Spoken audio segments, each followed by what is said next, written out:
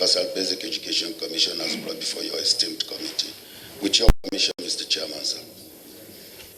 If you looked at the document before you, which I hope every member has, we try to summarize, as Chairman has said, into 2-3 pages. The first page is just trying to inform you that UBEC draws its funds from the 2% of the Consolidated Revenue Fund. And as such, our capital before 2013 was just the MDG funds, which is meant for the FTS teachers and for MDG textbook initiative. Those are the only 2 funds we had up to 2012. It is in 2013 that we started having the constituency project and the ZIPs. 2013. 2013, sir. 2013. Yes, sir. So if that is what is on the first page, then within the period under review, that is 2009, 2019, the sum of 109 billion between 2009 and 2019. So the next page, that is page 2.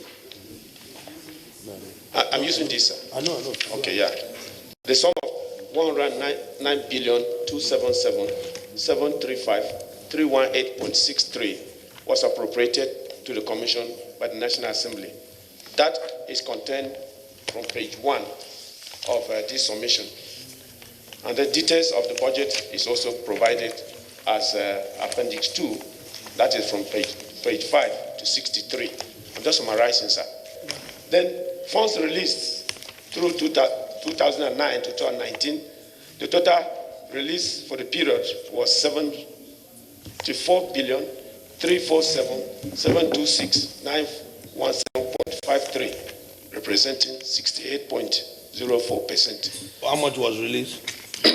74 billion 347 726 917.53 from the 109. Having personal achievement was 60. Of 10 years. Yes, sir. 68.04%. And then the cash back funds, as per that period, is the same amount that I've mentioned. The money was given to us complete. That can be that's contained on appendices 11 to 21 on pages 64 to 147. Then the summary of procurement process and letters of award of the contract is contained on appendices 23 to 24 on pages 148 to 175. The summary of the procurement process, evidence of payment in respect of the projects as requested in your letter is contained on appendices 26 to 32 on pages 173 to 411. 176. Is it 176, yes. 176 to 411. Thank you, Honorable Member. Then the bank statements for the funds which were released, they are also contained on appendix 33, which is on pages 412 to 500. Evidence of mop-up of funds for the period under review and the evidence of remittance at the same time contained pages and appendices 34 on pages 501 to 507.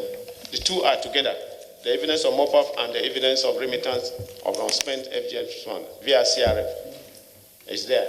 Evidence of job completion for projects 2009. Mr. Chairman, sir. Yeah. I want you to mention that money. Okay. Because you have been mentioning the money, when you come here, you just skip it. Okay. So say it. Thank you, Honorable Member. Yeah. I was trying to be fast. Yeah. Within the period, thank you. Within the period under review, the sum of 1 billion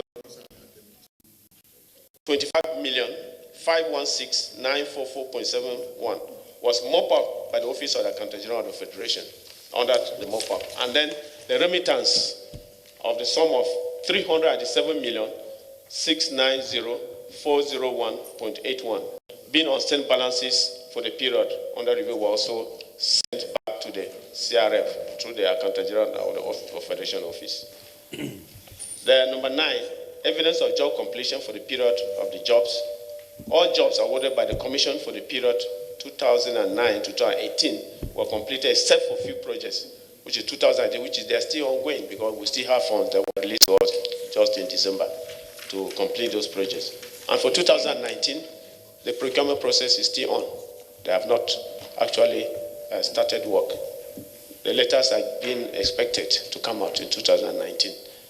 So any other information relevant to the course of this investigation, the summary of 2009-2019 capital budget performance and for the yearly basis are attached on appendices 35 to appendices 45, pages 508 to 520.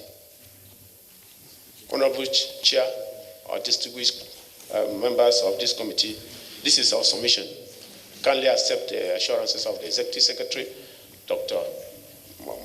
Hamidia Boboye, who has sent us here to represent him. Thank you very much. This one you said it covers, Roman figure 7 said it covers 10 years. Then, I don't know, maybe you contradict yourself back. Or Roman figure 9, you said it covers only 2009-2018. What of 2019? Were there mop-up 2019? So this you have to correct it. Roman figure 7. Thank you. You refer us to page 501 to 507. On page 502, you highlighted unspent balance of 317,400 000.00. You also highlighted on page 503 45 227 007.16. This two highlighted amount is actually supposed to culminate into the 384, which is the mop-up fund. If it is not so, what you gave us here, you are giving us interest, return overhead, return on personnel. You're supposed to capture exactly what you return on capital, so that it could be clear to us. But having highlighted this, I want to suppose that is the only one that you was returned. And if it is so, then the account does not balance. Because this is about 362,627,000. For the ZIP component that was sent to your establishment, or does it equally include counterpart, or is it for your total that you have received over the period of time? I need you to be extremely specific in answering this question. Thank you. 726,916.5 represent the total of whatever has been released to us, both capital ZRP for that period. Yes, thank you. Then, What we want is a separation of them. of the ZIP, details. capital, what constitutes the 74 point something billion. Okay, Honorable, we'll work on that. Okay. So, down. But yes, we'll work on bring it to you. Then, I think the other question I asked, we said the remittance. Everything is what we remitted to the CRF. So the question the honorable member asked, the discrepancy that the honorable member of 317 and 05, as he stated there, is actually what we sent to the CRF. So the figure we are giving here of 387,906,90401.81 is what we have already sent to the CRF as unspent funds. I think the only issue is that the other evidence is not here. If you add 317 plus 45, it will give, I think we provide additional evidence to make up that figure. So take note of it. Yes, we'll take note of that. And then the other question that the honorable member asked about the deductions. Yes, we did 2 deductions. We didn't award consultancy services, so we don't have agency fees. We only have the withholding tax and the VAT. That too we can work on it because we are just responding to a letter. EDF. Yes. You didn't award contract, you didn't have a consultant, so you don't have agency fee. But you have admin fee or what? This one you charge, the 5% that you said you use to administer or inspect the job, and that takes care of all the expenditure that your field man takes. What do you call it? Call it monitoring. It's the staff of UBEC that go for that activity.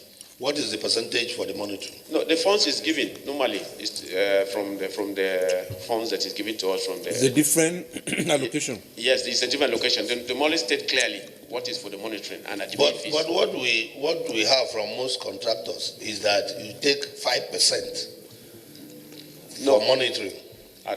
It's not in UBEC. Not in UBEC. We monitor our projects ourselves. We don't give it to outsiders to monitor. Where does it come from? No, it is given money for administrative and monitoring. So it's a different cost center. Yes, a different cost center, which is given to us, breaking down from the National Assembly. And we apply that for that purpose. If you award, for example, a 3-classroom block, yes, for 10 million, and when you are paying, assuming 100% is released, and the contractor has finished the project, how much you actually pay to him? Yes, as per the contract agreement, they sign. It depends on the percentages. Normally, if it's a milestone, I'm saying, assuming he has completed the project, what will be the total sum? It's a 10 million, 90%, and that is at completion. Then the 5% is what is we call it. What do you call it? That's the liability period. Retention. 6 months. After the 6 months, we pay. But in most cases, like under the constituency and ZIP, by the time the money is due, it's already mop up. Do they mop up ZIP? Yes, they mop and they send it. So when the contractor brings it, they send it to the contractor. That's not true. ZIP is never mopped up. The accountant general was here, and he told us that money is released to a dedicated account. They said they don't mop up ZIP. It's paid into a dedicated account. Normally what they do is they warehouse the money. So it's not with us. The money is not with us. The money goes back to where it is. Then you will bring, we already have it here, about 5 projects that have been completed, and you've paid the bank statement for us to see the trace of payment, how much you actually paid. Because 2 petitions are against UBEC. You award and you take 5% is admin. Yeah. I'm just hearing for the first time that that one is already provided. You call it monitoring, but you still ask the contractor to pay 5%. So at the end, if he gets a job of 10 million, he end up getting 7.2. So 5 jobs with 5 evidence of complete payment to prove that. We actually pay the contractor 100%, excluding the taxes. There is no remittance. We are talking about empirical figure. No, there is no admin charges, sir. 5%. No, we don't charge admin charges. We already have our. What is the taxes? Define it. VAT. Not answered my question.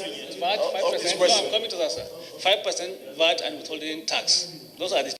Which is how many percent? That's 5%. That's 10%. So that is the only charges. That's the only charges. Then the 5% retention, which is kept with us till after retention period of 6 months, which was released.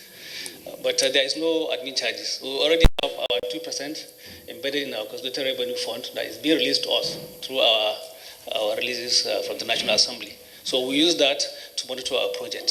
So we don't charge admin charges and any other charges apart from these standard charges that are in the bill of quantities. Thank you, sir. Director, there is a question he asked here. Okay, the 50. Okay, he said if the value of the project is 50 million, what is on your order, your contract to the contractor? The same 50 million. The only challenge we may have is when the releases are not up to what is being expected in the budget. So we have to drop down the cost of the project. Because most of the times we don't have 100% release from the government, right? So we award based on what is in our hands. We don't award contracts without funds in our coffers because we want to avoid issues with contractors. So if our release is 10 million, we give contracts based on 10 million. Mr. Chairman. Despite the fact that budget maybe 50 million.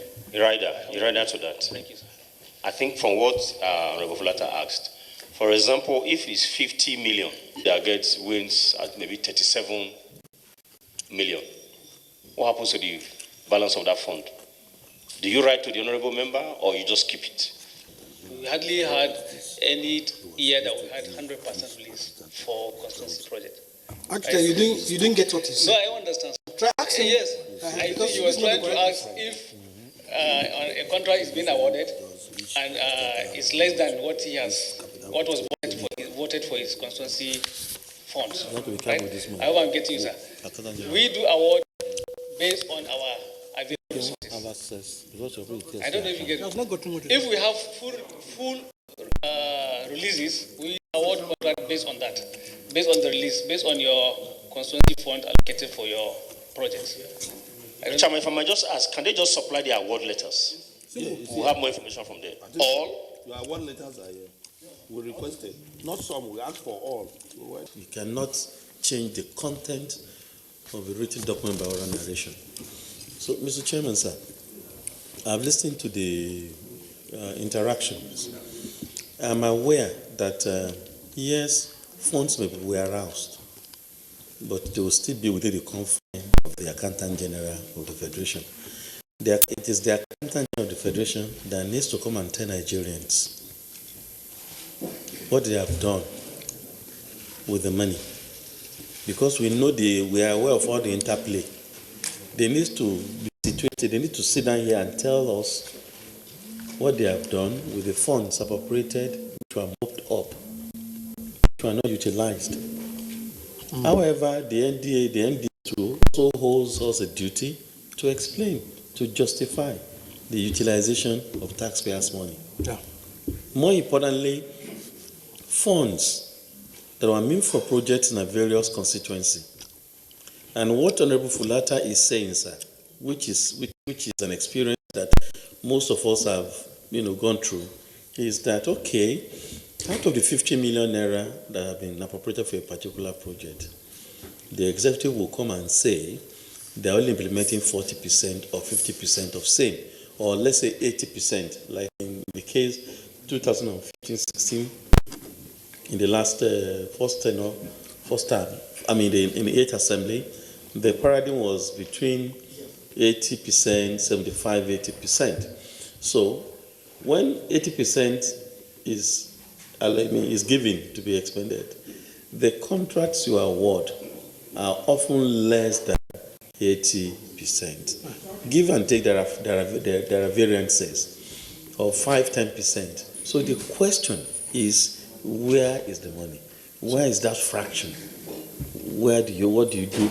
I've colleagues who complain to me as chairman of procurement when they want to, they ask for generator, they ask for X, this, that in their various constituency, and you find out that out of the 100%, not of the total, of the sum of the percentage released by the executive, say 80%. So it is not 100% of the 80% that it is utilized for the various projects in the constituency. So they still give a margin of 10-50%, which can still be used for other things or add value. But we get to know what happens to those portion of money. And that is the one my colleague, Honorable Fulata, is talking about. So now, there are also issues of charges. We know some MDAs. We don't know whether UBEC does. Charge 5% monitoring, 2%. But from what you have said, you have a separate budget allocation for monitoring. It is not taken out of the zip.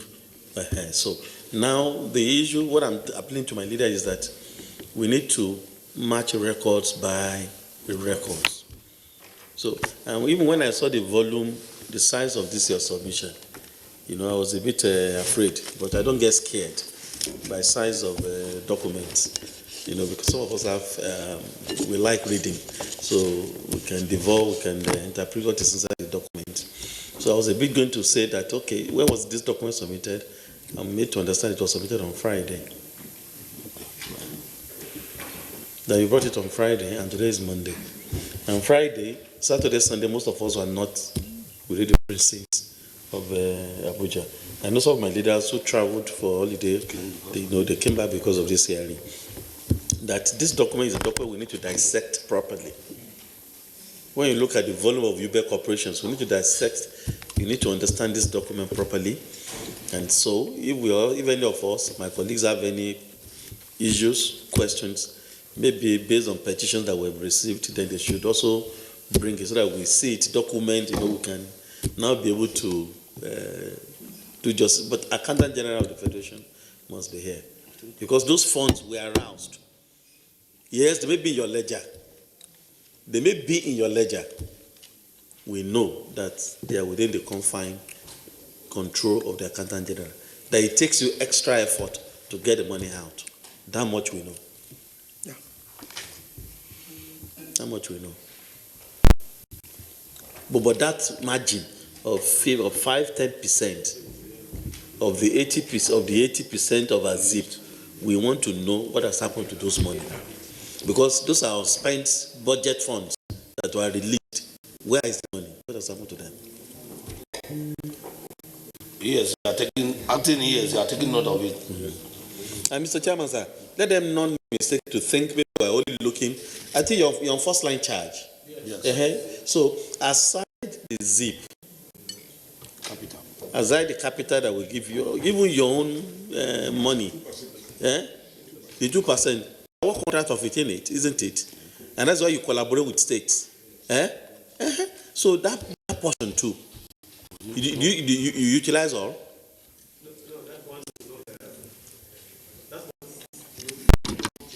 Normally disburse much of the money to the states.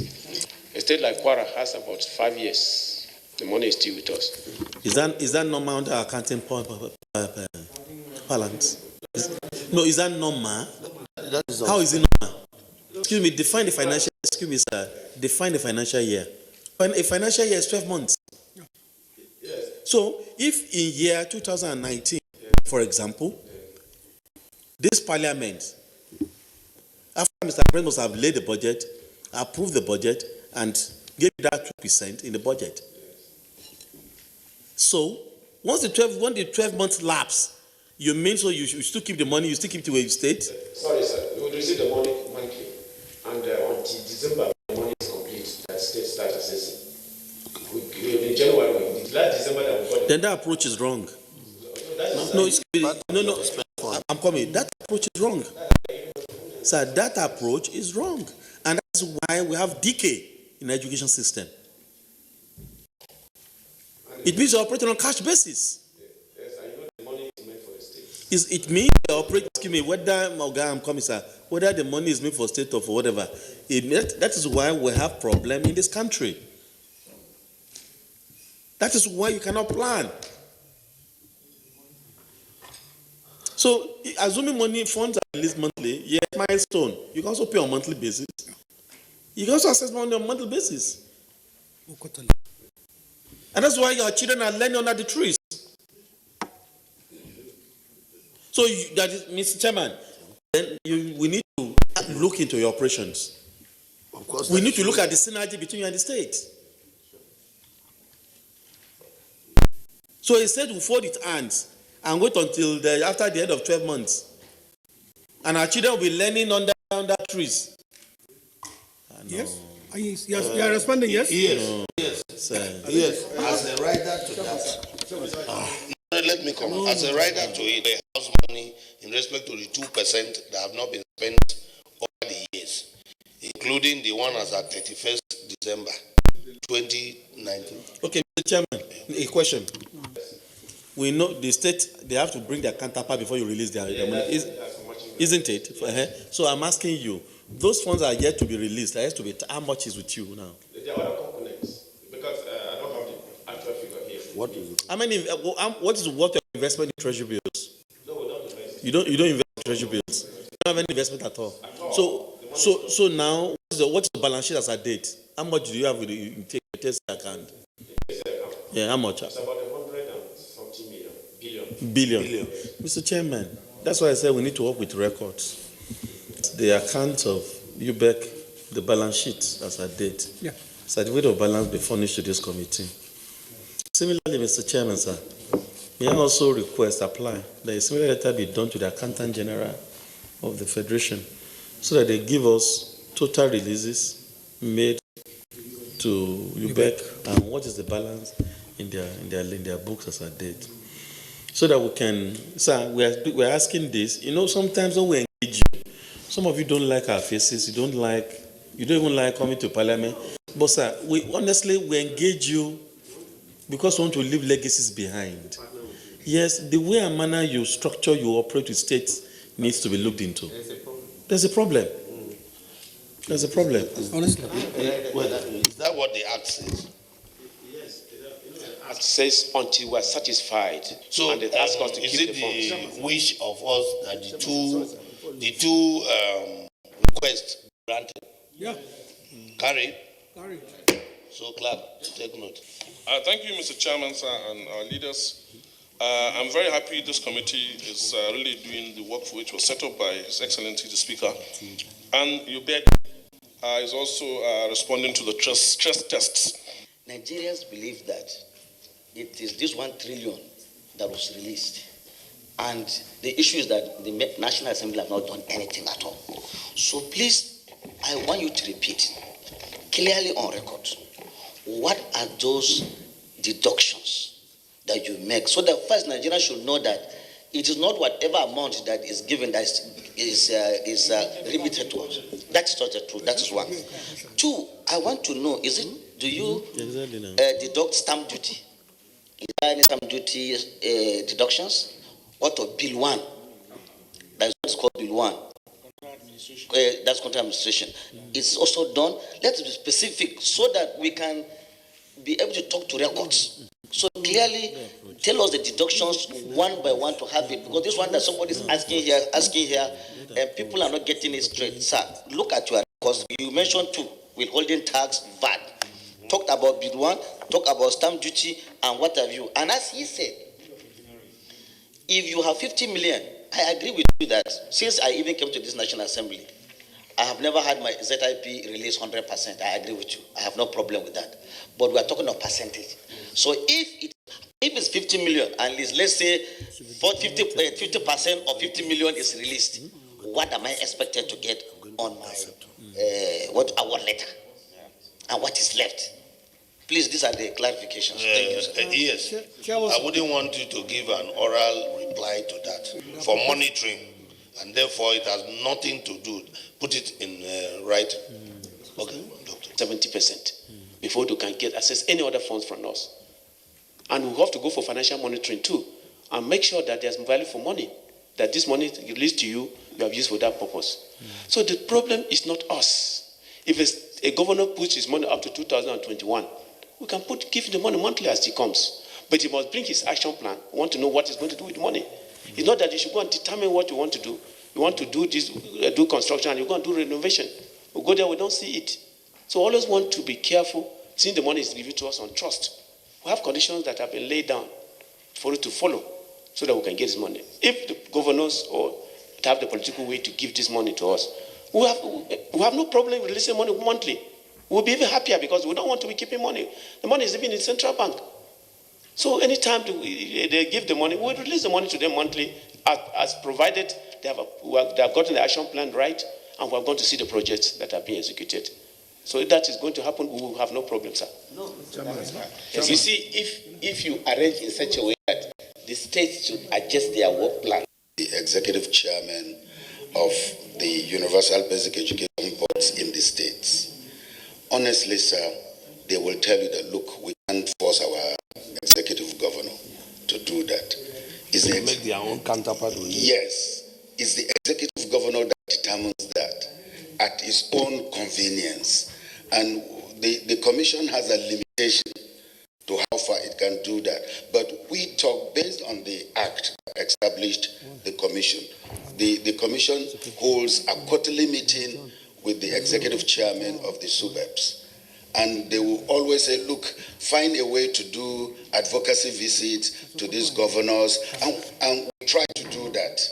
And governors will promise to do that. They will come to the commission themselves and come and promise the executive secretary, look, I promise you in 2 weeks' time, we are going to release this. And they never do that.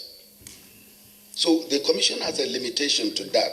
But like the honorable member said, it's a very good thing to do if the governors can release that fund on behalf of their states. The conditions you are putting across your states are difficult to meet. So you need to review your conditions. It's very important. That's my advice. Number two, sir.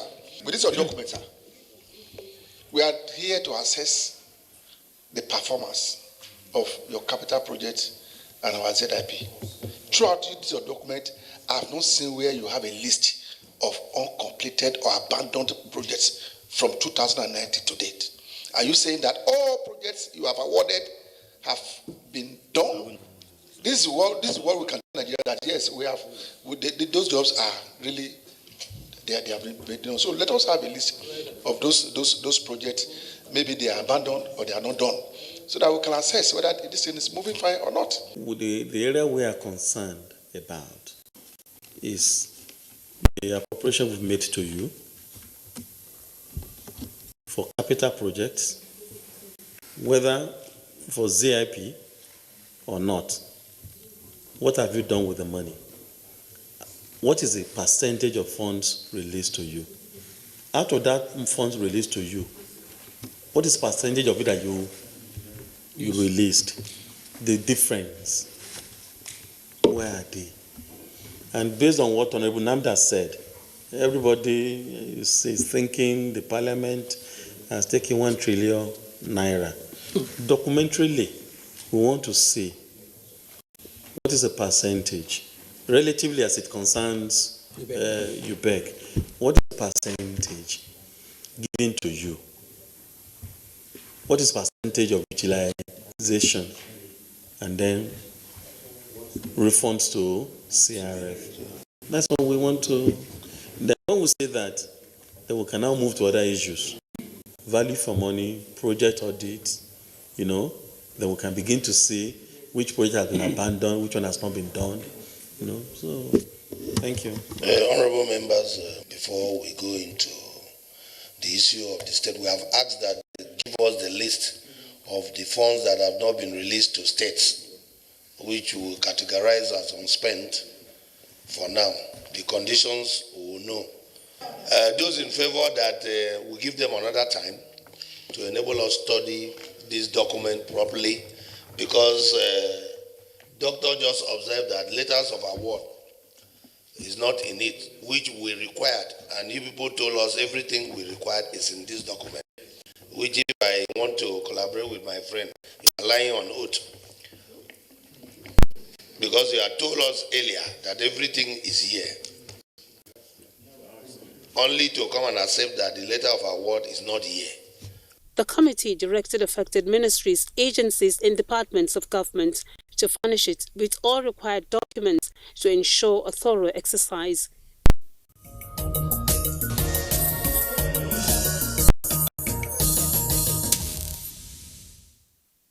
On the second part of the program today, we have for you a stakeholders meeting convened by the House of Representatives Committee on Power to find ways out of the recent decision by electricity distribution companies to review upward electricity tariff being paid by Nigerians from April 2020.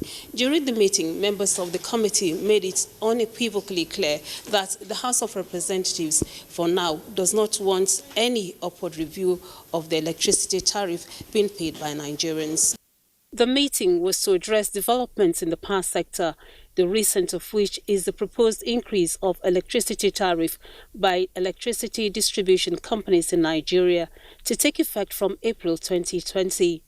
The House Committee on Power expressed disappointment over what it calls several unresolved issues in the power sector, such as estimated billing and inadequate prepaid meters for customers, insisting that there has to be uniformity with respect to rates charged Nigerians by the DISCOs. Whether a hike in the power rate, whether MITRO has changed, whether it has not changed. So there is so many things that we were not involved, we are not informed. So we feel we have to have this meeting to ensure that we are on the same page with Nigerians.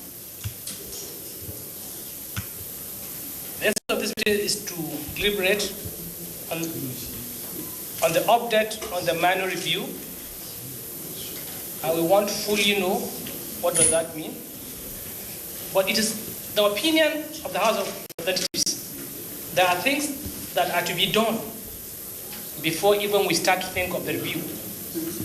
Most importantly, we have sent in a bill to the Executive, Honorable Minister, on the estimated billing. We expect that bill to be signed into law before we have a new rates or new review in this country. We equally expect that the customers has to have meters before a review is being done. So today we'll trash it out to know where is that bill and how many of the customers has meters that you want to change the rates or the prices, because everybody knows that the discos are very happy with the estimated billing. We want it to be a law so that it will be criminal to have estimated billings in this country. I would like to call on the Honorable Minister to fully brief this meeting on this compounding issue. Honorable Minister, over to you. We are fully aware as a ministry, the leader of the sector, on the issue of MITO. What is MITO? MITO, I would like to say, is multi-year tariff order for the purpose of understanding, the term. So under my chair, I would like to also inform you that we really understood the subject of this meeting. And the MITO review is being handled by Nigerian Electricity Regulatory Commission, which is an agency under the ministry. NAC is a regulator, is handling on the issue of reviewing electricity price for the country. And a representative of NAC is here with us. I would like him to brief the House fully where we are today. It is important here to say that by the rules of the Commission, which this Honorable House or the Honorable National Assembly bestowed on us based on the Electric Power Sector Reform Act, NEC is responsible for determining tariff methodology. And based upon the methodology, we are expected to undertake minor reviews twice every year. So what we did essentially in this review was a minor review. What does a minor review entail? It entails reflecting actual macroeconomic indices that might have changed in the course of a year or in the course of 6 months. What are those indices? These indices include the exchange rate of the naira to the dollar, inflation rate, both locally in Nigeria, and of course the US inflation rate, because most of the items used in the industry are imported. The generation capacity, because we determine tariff also partly based on generation capacity. That is the actual generation that is utilized. We do a projection, and at the end of a particular period, we determine have we been able to achieve that projection or we have not. And we reflect the actual figures in the minor review, and then we project for the future. And of course, we also reflect changes in fuel prices, if there are such changes. So that's exactly what we did for the whole of 2019. And then we forecasted what will happen in the future. Based on that, we arrived at a price, an aggregate price of about 55 naira per kilowatt hour for energy. That's for electricity in this country. And the government has consistently been providing subsidy over the years. Prior to this review, the government informed us that it intends to gradually withdraw this subsidy, beginning from January, and then by January 2020, and by July 2020, subsidy will be totally phased out. If the Honorable Chair will recall, that was our last minor review for 2016 to 2018. That was what we indicated. We told Nigerians that there is a possibility of an increase in price beginning from January 2020. But before we did this last review, the government said, no, now it intends to gradually start winding down on this subsidy beginning from April. But we should allow the discourse to continue charging the same rate they have been charging. And that's exactly what we provided for. That for the period January, February, March, customers will continue to be paying the same thing. And there is a possibility of an increase in tariff beginning from April. And this possibility, it is something which I believe the government must also have provided for in the budget, because the government must budget for subsidy, and it must have brought it to the National Assembly. It must have indicated that this is going to be the length of this subsidy, how much is involved, how long it will take for it to continue to be providing this subsidy.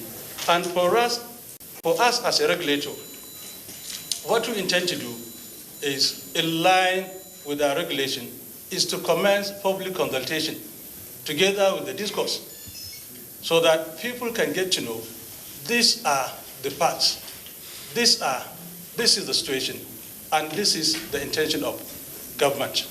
And for the discourse also, it behoves on them to decide as to which class of customer is going to pay this or that. So it doesn't mean that because government is withdrawing subsidy, the discourse will come and say every class of customer must pay this average of 55 naira. It is also important to note that even though we said the aggregate price is 55 naira, in some places it is 60 something. Some even have up to 70 something naira as their tariff. So the discourse have that responsibility. And we intend to commence on this consultation in the next few days. So, Honorable Chair, for now this is my short submission. Thank you for the opportunity. Thank you, Honorable Minister. Thank you, Chairman NED. Honorable Emi Bajabi Amila raised a bill. It first reading, second reading, and it was passed as a law in this House. And it was transmitted to the executive. So where is that bill? That is what we are asking the Honorable Minister. Bill, which you said was already has become a law. And if it has become a law, my chair, we are going to look for a copy and start implementing. Yes. Sincerely speaking, after this meeting, we are going to agree on things to do. Yes. So one of the most important things we are looking for, or we want the group to do, is to ensure that the bill has become a law. We are waiting. It is awaiting the president assent. So probably it's between your ministry and the office of the Attorney General and Minister of Justice. So find out in a week and come back to us. Okay, sir. It's not a sir. Next. Yes, sir. You have a program. Your mic. Minister, your mic. You have a program. Nick, I'm talking to you. Yes, sir. You have a program in your agency to deliver meter to consumers. So where are we now? The meter asset provider regulation. Yes. That's a regulation that gives the private sector the opportunity to provide metering services to customers. And this is something that is being run together with the discourse. We have already registered a number of meter asset providers for each of the discourse based on a competitive procurement process. So right now, honestly, I'm not in position to give you the exact figures of how many meters have been installed under this program in each of the discourse. So although you don't have statistics? right now, we have the statistics, but Is there any way you can find it out in 10 minutes? yes. Please let us know in 10 minutes how many Nigerians have meters. When you said how many Nigerians have meters, about 50% of Nigerians so far have meters. So 50%. Yeah. You said we are to undertake minor review twice in a year. I've tried to look at the law. I want to know exactly which portion of the law, of the act, give you such power to do minor review twice in a year. My question is this. Was there any adverts of the gadget in any of the newspapers? And if there's any adverts, was there any objection?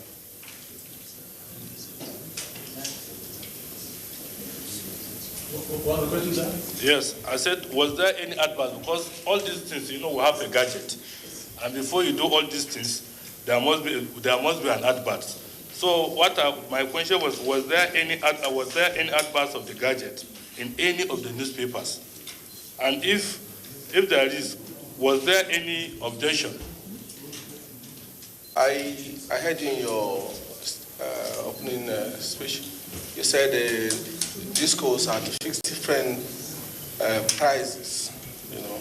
What's the rationale behind this very tariff by discos, despite the fact that all of them operate under the same macroeconomic indices, so inflation, exchange rate, and cost of gas, which are all uniform all over the country? Thank you. Okay, please read it out for us. Honorable Chair, the most popular tariff class is the R1 and the R2. These are presidential tariff classes. They are what? R1 and R2. Yes, These are the most popular, which almost more than 90% of customers fall into. So for Kaduna, the R1 tariff is 4 naira. In fact, R1 tariff has not changed. Yeah, per kilowatt hour. And for Kaduna, April will be 4 naira. R1 will will be 4 naira. It hasn't changed. It hasn't changed. Even in April, as projected, assuming the government decide that we affect this change. Yes, it will remain 4 naira. R1. What is R1? R1 are residential customers that consume not more than 50 kilowatt hour in a month. Not more than 50 kilowatt Yes. Not more than. Not more than. Not more than. Yes. Not more than. Okay. Then R2, where most of us belong to, for Kaduna, it is, this is not very clear, 26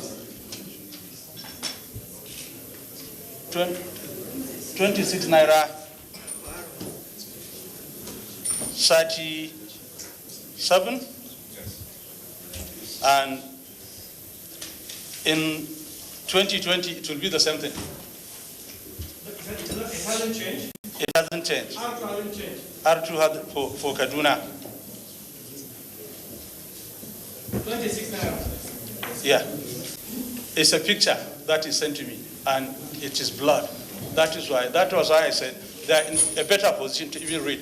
What I'm receiving is a picture. I asked for it and I was sent a picture. Okay. And the picture. Let's wait until we get a clearer copy. I'm bringing a copy for everybody. Okay. And the picture is not very clear. Okay. Welcome, sir. Answer the question they asked. Okay. Another question is what gives us, the Act doesn't give us the power. The Act which this Honorable House. He said it's in the Act. No. What I said. Which section of the Act said that you can review Okay. twice in a year? The Act said that we should ensure that tariffs are cost reflective and that the utilities recover their cost and have reasonable enough margin so that they can continue to be on operation. Based on that, we came out with a tariff methodology based on extensive consultation, and it was agreed that on a biannual basis, we should be doing this review. So that is it. So it's not in the Act?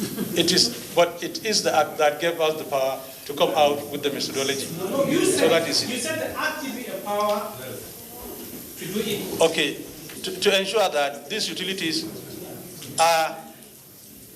get full cost-reflective tariff. And we believe, or we thought that an easy way of doing it is to, on a 6-month basis, review this. In some jurisdictions, they review tariffs on a monthly basis. 2 years ago, we had consultations all over the country, and we asked customers whether we should also go by monthly reviews or even quarterly reviews. And the Act is silent. The Act is silent. The Act is silent on that. So another question was there adverts on this? Yes, there are adverts placed on newspapers and even I think on the NTA and radio stations on the minor review. And let me say something here, Honorable Chair. Right now, we are pursuing an extraordinary review of the tariff. We placed advert in major newspapers. We placed advert in our website. We talked about it in radio, in newspapers. We asked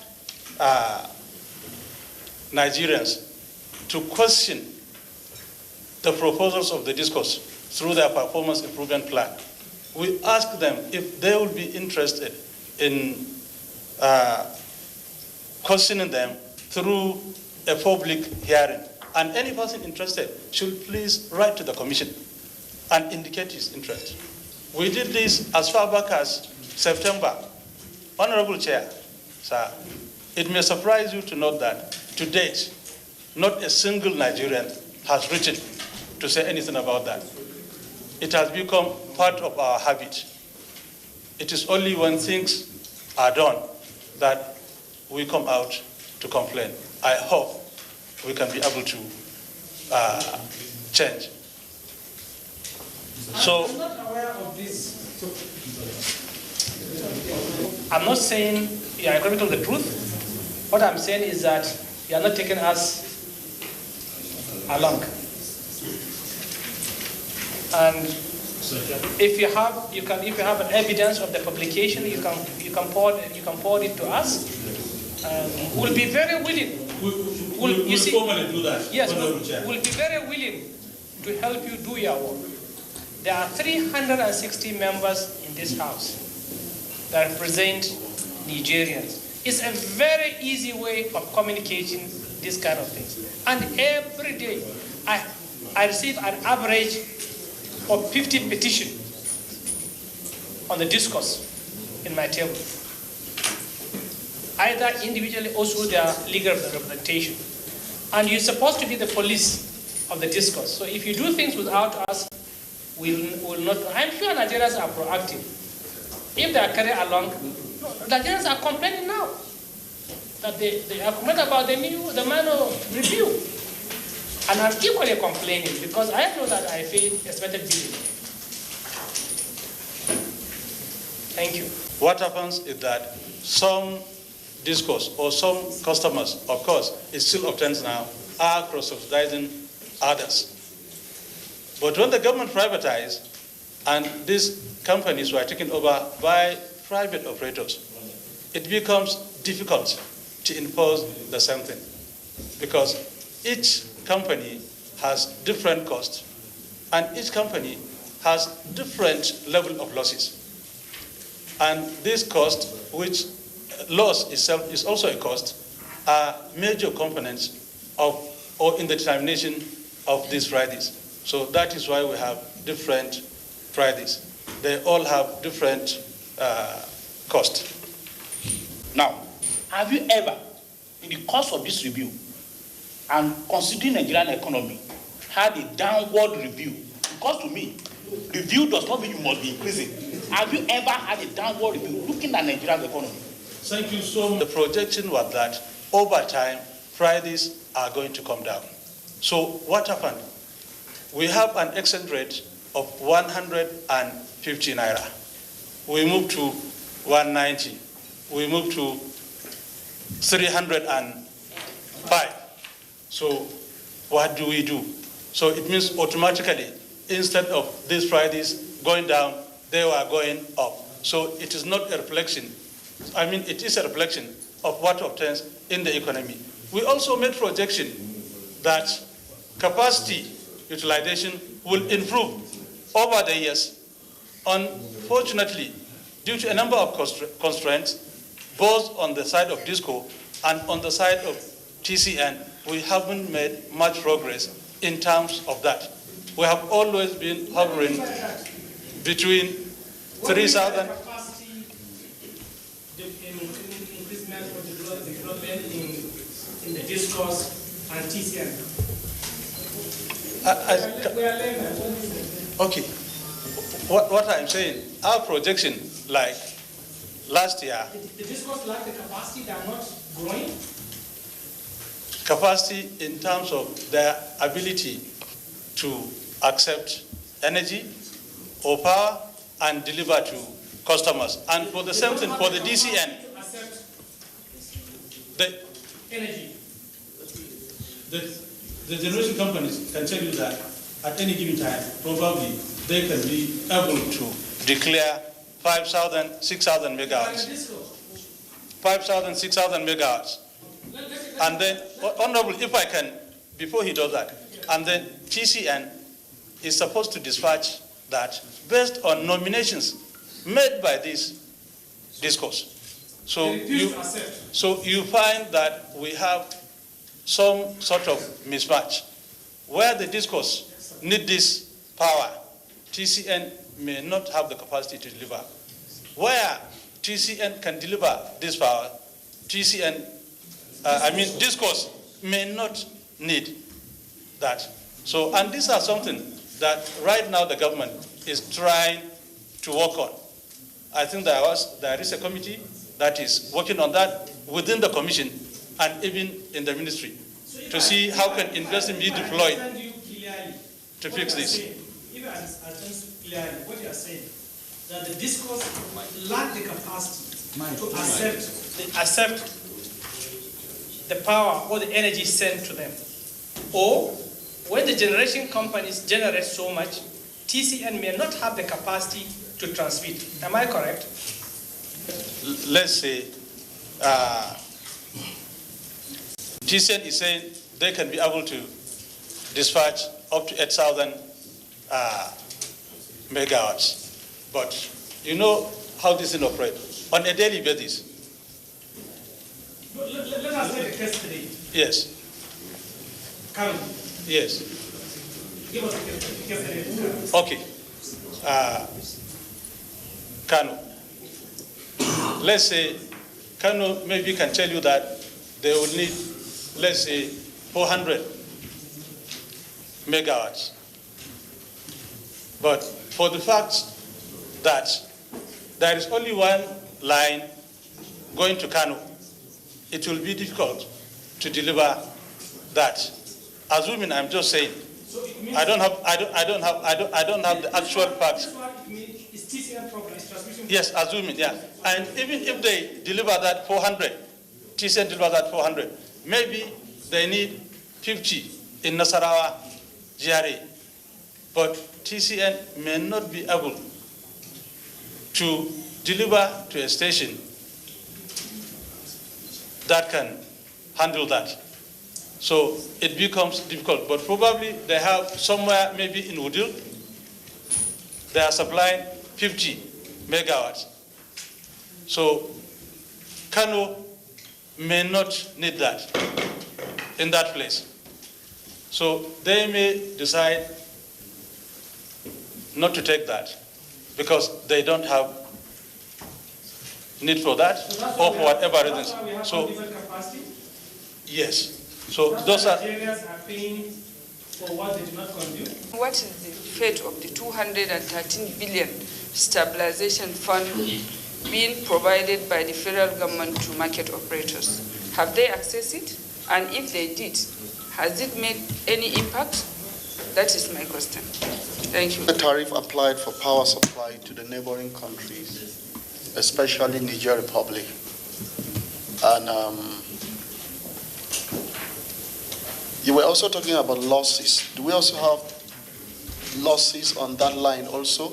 And what is the NEG and then all the, transmission company doing about it? Thank you.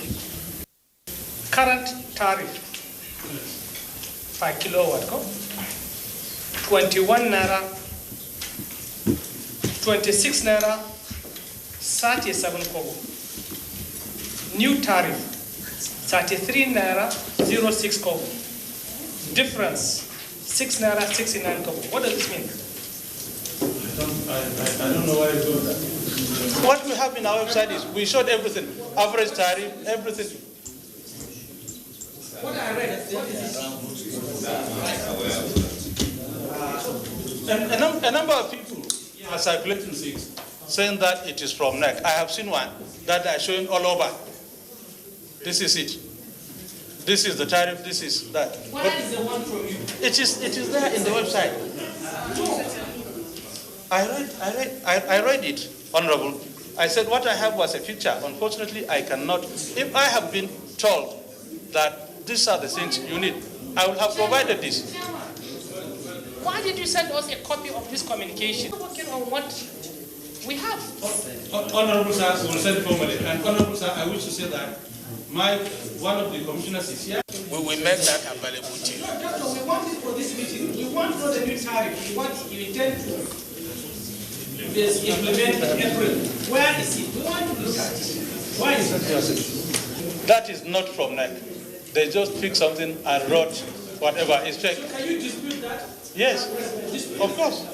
So when you dispute it, bring it out here.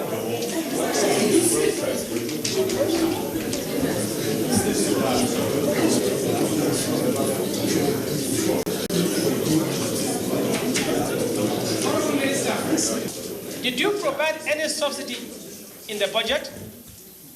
Was there any line item for subsidy in the budget? Director Planning. It was 701 billion, and they have extended that facility. The purpose is to ensure that the payment to the value chain is made whole, because My question was, is that in the budget? No, it was provided to embed directly. How was it provided? By the Ministry of Finance. It's not in the budget. 2020 budget. So nobody will tell us that government is subsidizing, is giving subsidy. Honorable Chair. I don't know from another side. Chair. Yes. It has to do with what is it called? What is the term used to describe it? It is described as payment assurance facility. That has been given to NBED, 701. A member asked about 213 billion, which was an intervention given by the CBN, which is a loan which the discos are currently paying back. Then we have 701 billion that has been exhausted under this same payment assurance facility. Is that a subsidy? It is, in a way. It is a subsidy because, see, what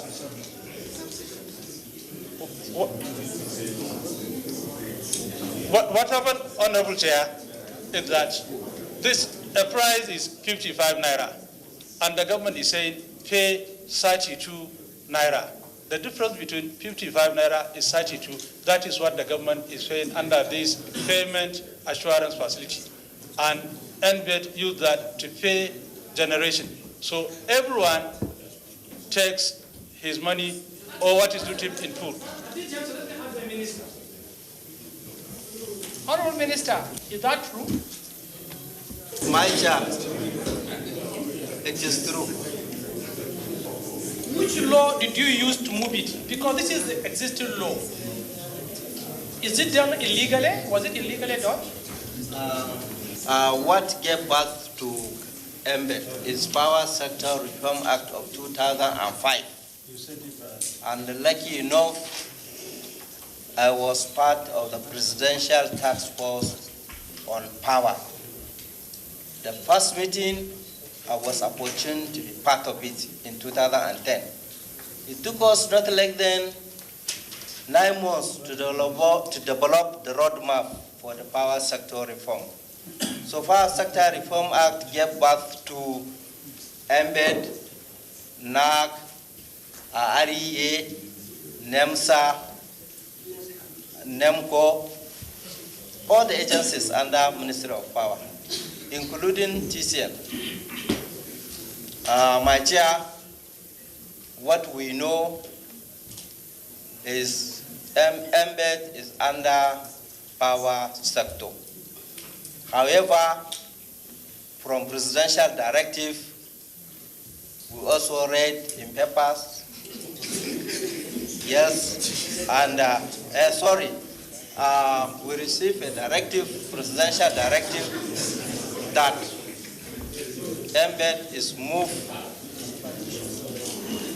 the supervisory is moved to finance, because even before now, the Minister of Finance was the chairman board of MBED, even before now.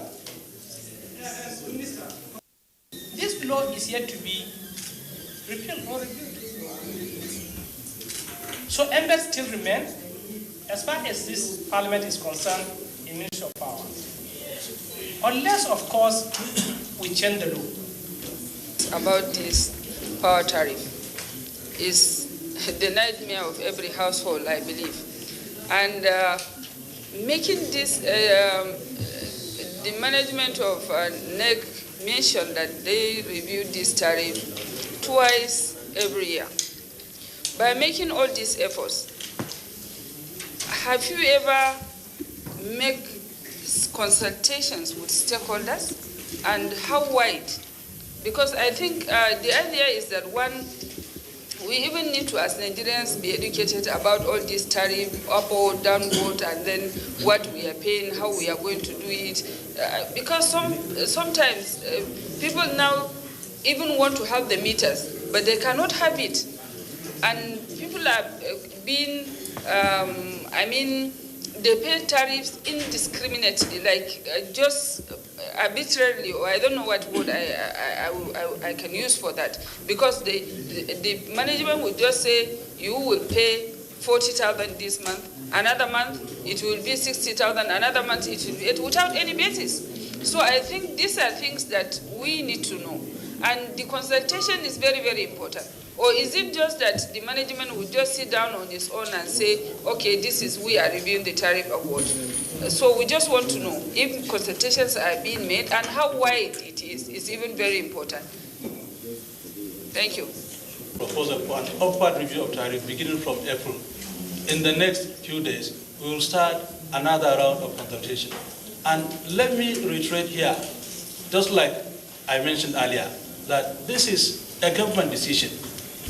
What NAC does is to compute what tariff should be. This is the tariff. And if government, in its own wisdom, decide that that tariff shouldn't be what we should pay as customers, and that it is willing to provide support to us, then we reflect that also. As it is now, the government told us that by April, it wants to commence a process of gradually reducing the support it is giving. And we have to tighten our belt and start paying more. So that is just what we reflect. And we said before April, we have to start the consultation process, together with the discourse, together with all other stakeholders, of informing people, this is it, and this is the implication. We are spending over $1 trillion on this. Yes, ma'am. This conflict, based on what your explanation, like what you are saying is informing the stakeholders. What I'm trying to say is consulting the stakeholders. And inform the government. This is what you are proposing, and this is what we are hearing from the public. So it is left for government to make the final judgment, to make the final call, because we can't impose that on government. We don't have that role. That is yours. Mr. Chairman, we are not against cost-reflective tariff. We are only calling on the government to do the necessary things before this kind of things is being bring out. And we have mentioned them. If you can see, there are so many unresolved questions. I pity the discourse, the investors. There are locations that they can never even go to collect the tariffs. They have a lot of debts. But we have to do it logically to ensure that at least now we receive, I'm sure all of us know the feedback from Nigerians. So on behalf of this committee, I will liaise with the Senate committee. I want to ask you to put this on hold until proper consultation is achieved. You see, we want to have a smooth selling. We have seen what happened in the communication sector. Everybody is paying, nobody is complaining. We see what is happening in the petroleum sector. Some are selling 145 per liter. Some people are selling as low as 143, 142 naira per liter. But we are not going to allow you to charge different tariffs per different region. It has to be uniform. Because the poor Nigerian in my village, Burnunku, is the same poor man that is paying power in Inewi or in Ado-Ekiti.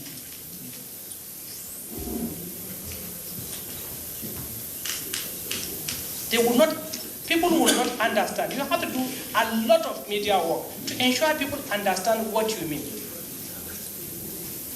We are here to support you. But you don't take us as part of the stakeholders you want to discuss with. I'm sure my co-chair in Senate has not any document concerning these issues we are talking about. We are not stopping your work, just putting it on hold. The Speaker has promised to make a wider consultation with stakeholders next week to ensure we're on the same page and we're doing correct thing. The new disco owners are investors. They put money, so they want to make profit. Because of the pressure of insecurity, one of the discos that was force majeure, they withdrew. We know what's happening in Kaduna with Kaduna Disco. Kaduna Disco, Port Harcourt, Enugu, that they cannot even collect money from some locations. So we have to bring ourselves together to ensure we are doing the right thing.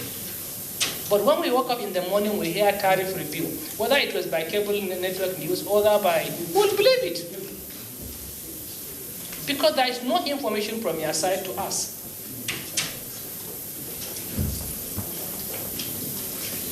I would like to kindly appeal to you, Honorable Minister, to talk to your agency, to please remind them we have a constitutional responsibility to oversight them. We are only doing our work. Let us be informed so that we'll be able to defend it. This issue of embed is also a very, very sad issue. I'm sure the president will not do it like that. The president is a law-abiding citizen. The president cannot change the law.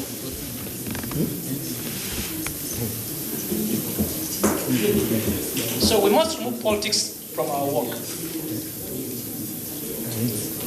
So, Honorable Minister,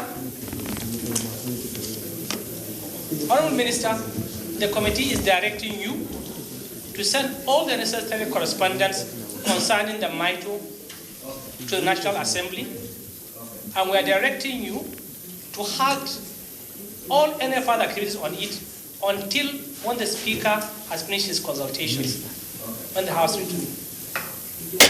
Thank you. The meeting is hereby closed. The committee pointed out that the National Assembly has passed a bill criminalizing estimated billing and is awaiting presidential assent, adding that any review should be suspended until the bill becomes law.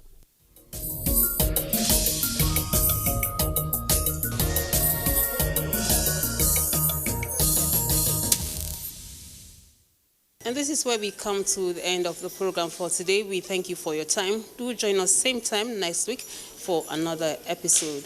Bye for now.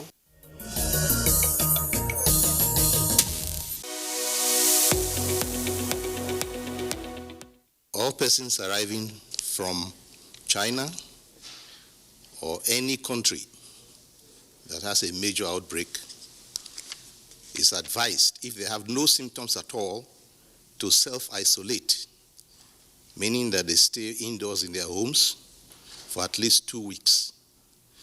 And if they develop any symptoms like cough, catarrh, sneezing, breathing difficulties within this period, to report to the nearest health facility. We're also advising all airlines to report any case of a passenger falling sick on board before the plane lands. That is a requirement in the agreement. Nigeria Port Health Services and Nigeria Center for Disease Control are on alert at our airports and other points of entry.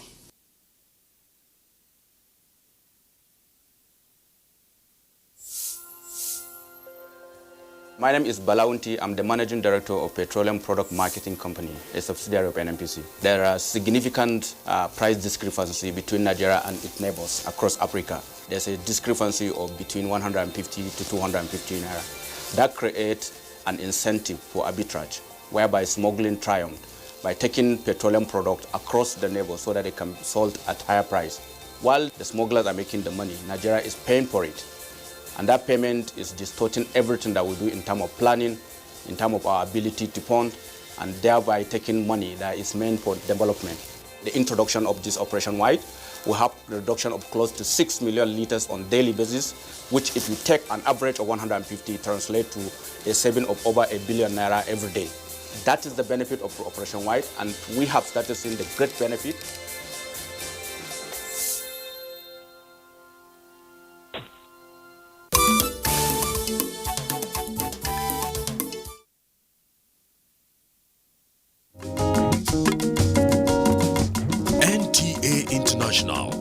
Africa's heritage.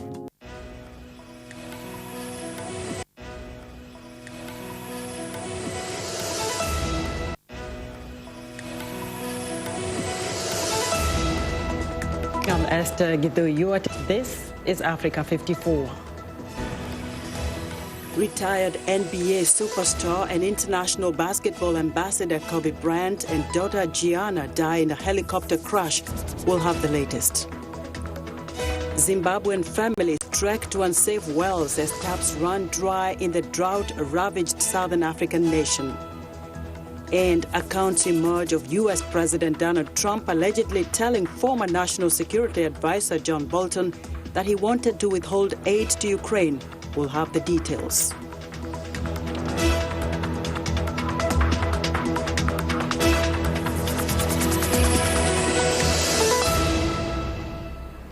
We begin our broadcast tonight as people worldwide are struggling to find words to describe how they feel about the death of retired international basketball legend Kobe Bryant, who perished in a helicopter crash Sunday.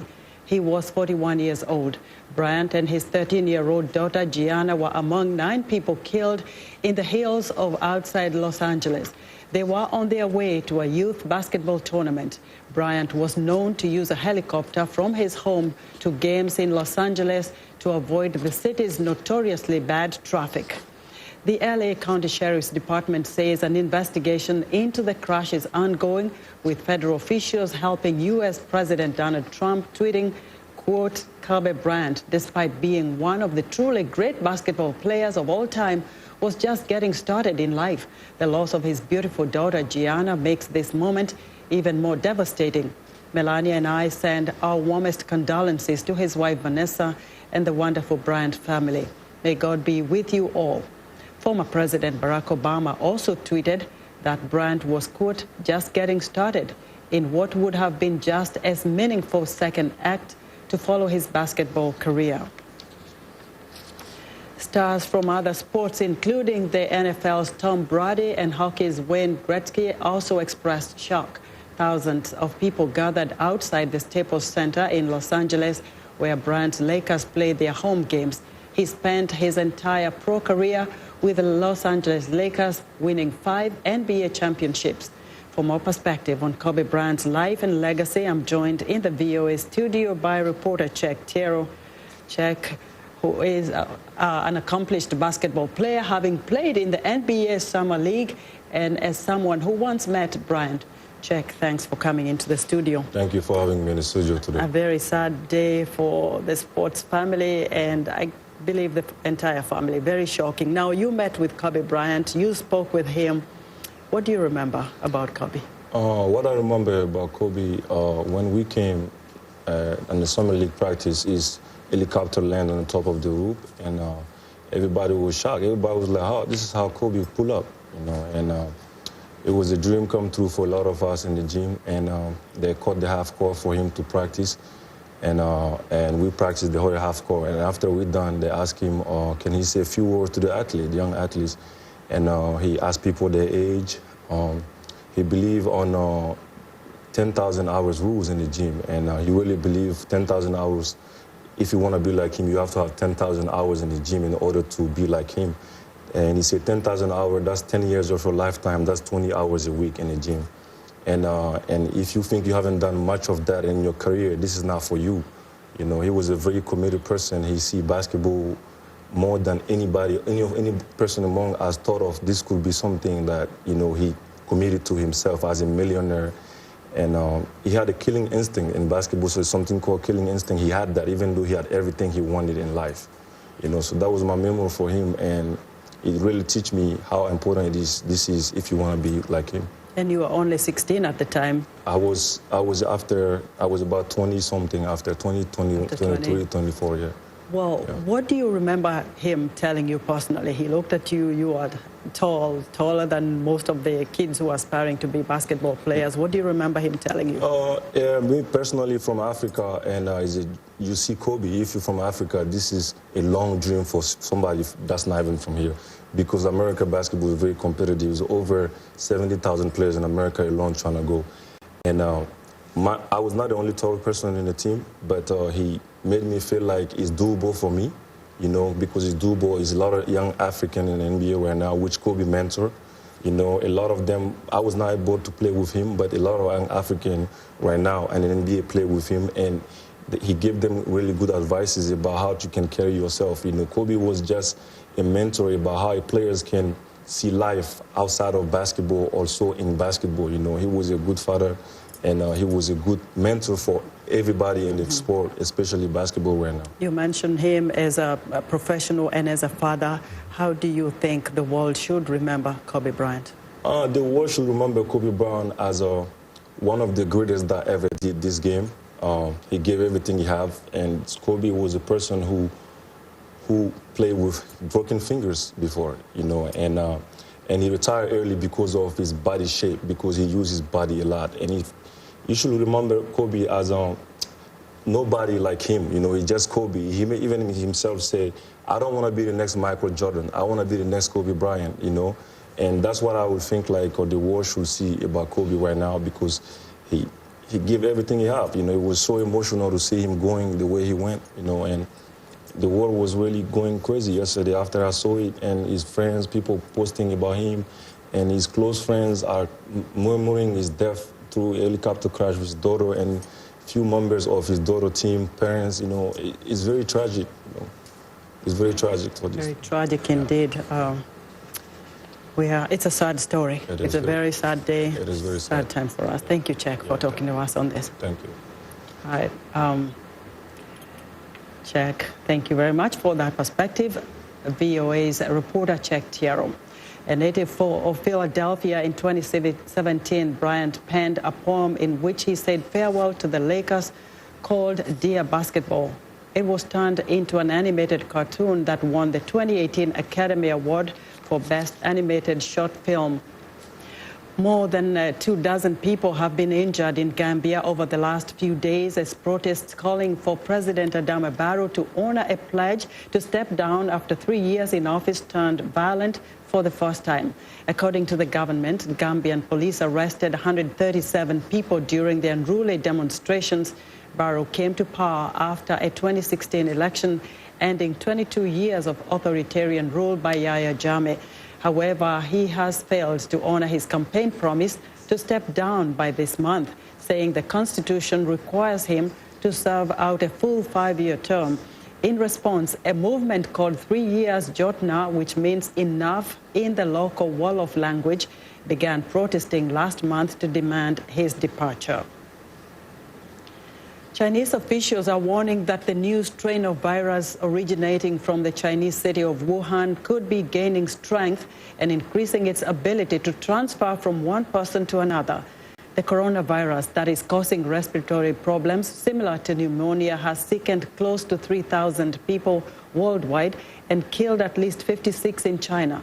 VOA's Latza Hoke has more. The Chinese community in Paris cheered a gloomy Saturday with a boisterous New Year's Eve parade to usher in the Year of the Rat, according to the Chinese zodiac. Participants danced in the street of the 8th district in traditional costumes, attracting spectators despite concerns about the spread of the deadly virus from China. It won't prevent us from going out. We have to carry on living. It's like mad cow disease. People kept going out. Meanwhile, French political leaders discussed how to prevent the spread of the virus in France and the rest of Europe. We're going to station a medical team at Charles de Gaulle Airport, as we did when the last flight out of Wuhan arrived, because, as you are aware, it is the main French hub that is connected to China with direct flights. Health authorities in other countries also are vigilant as the number of infections rise globally. A Chinese expert warns that the ability of the Wuhan coronavirus to transfer from one person to another appears to be getting stronger. Infected people from Wuhan have spread the virus to other provinces, with some provinces seeing what could possibly be a second-generation virus, which is very dangerous. There are concerns that the number of infections is higher than reported. Chinese officials say they are doing all they can to contain the outbreak. This disease is a new kind of disease. Our knowledge of it is limited. We are not clear about the evolution of the disease. The development of epidemic situation isn't in total control. The Chinese government has quarantined about 50 million people in the Wuhan area. It is also rushing a construction of a special hospital to treat the patients infected with the new strain of virus. The United States had 5 confirmed cases of coronavirus infections by Sunday, and 100 more patients were under investigation. The incubation period can take up to 2 weeks, and it takes some time to determine which virus is responsible for health problems during the flu season when many people get sick. Zlarica Hoke, VOA News, Washington. Zimbabwe is experiencing an acute water shortage in the country's second city, Bulawayo.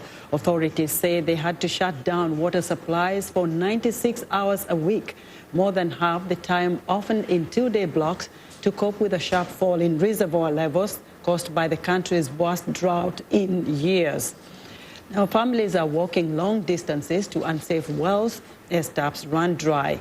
Then they must carry the well water home in buckets and containers to use for bathing, flushing toilets, and sometimes cooking.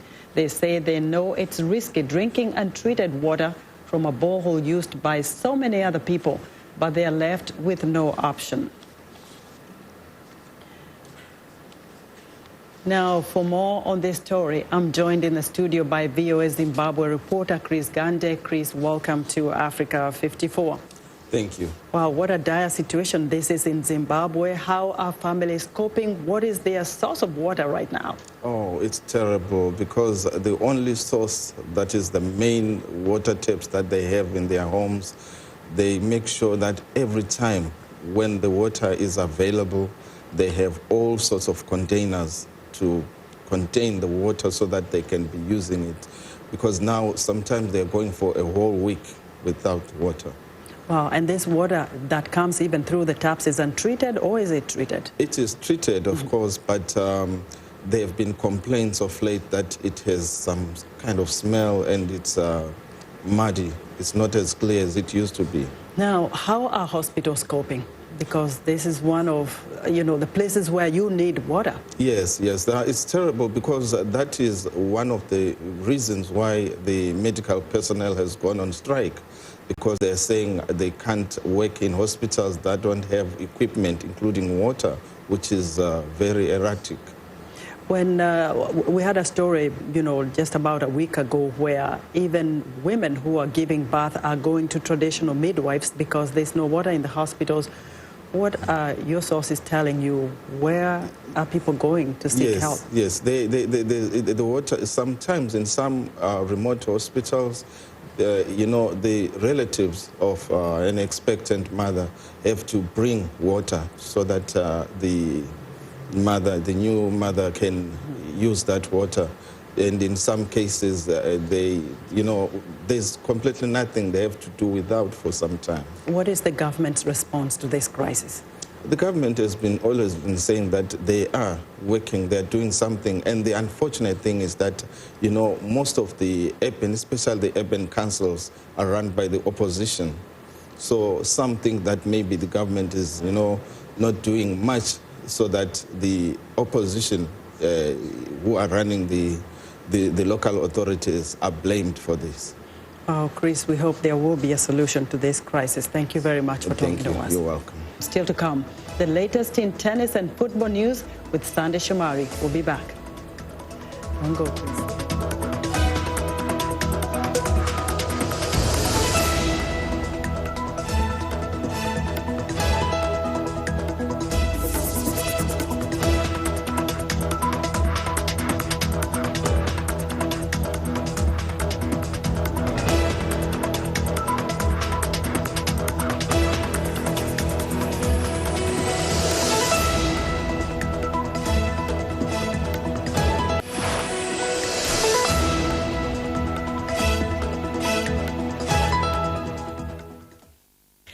Clara Frank, and here's what's trending. Farmers are hard at work harvesting coffee beans in the rich volcanic soils of central Madagascar's Itasi province. Bat spit gives the beans a uniquely smooth flavor.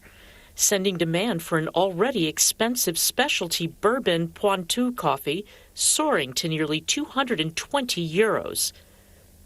Farmers worldwide are turning to premium and rare beans, some including an animal touch, to shore up their incomes amid a global production glut that has driven down prices.